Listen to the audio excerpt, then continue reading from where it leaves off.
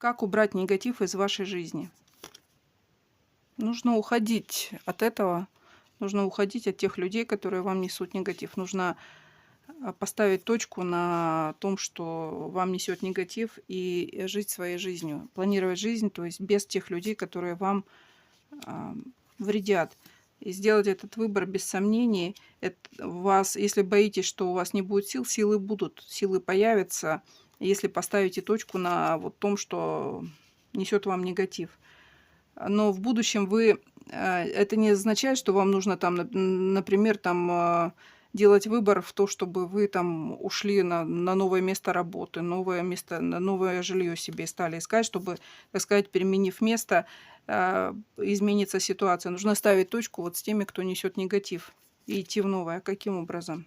Ну, потому что у кого-то этот негатив идет от людей, которые находятся в вашем окружении. И они за вами следят, наблюдают, и по результатам того, что увидели, гадят вам. Вам нужно выходить из этих ограничений, нужно поворачивать колесо фортуны в другую сторону, потому что вы достойны всего самого-самого, а не получаете в связи с тем, что кто-то вмешивается в вашу жизнь.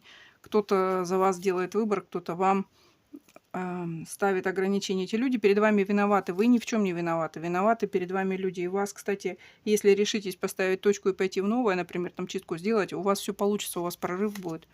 У вас это быстро получится. Вот на кого-то магичит мужчина, может быть, это если не магия, то это касается того, что человек вам просто физически вредит, то есть не дает вам идти дальше.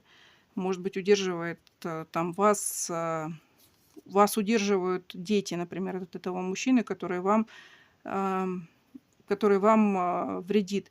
Вам нужно уходить от этого человека, потому что он вам и так разбил сердце, и уже смысла нет говорить о том, что дети там, или оглядываться на детей. Ни одна женщина не умерла, он выбор опять.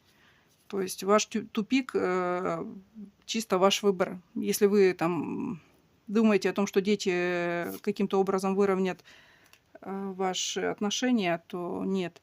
Вам помогут высшие силы выйти из этой ситуации, поэтому не надо терпеть вот это все эти издевки, может быть, обесценивание, унижение, идти, даже забрав детей, даже если не знаете, на что рассчитывать, высшие силы вам помогут.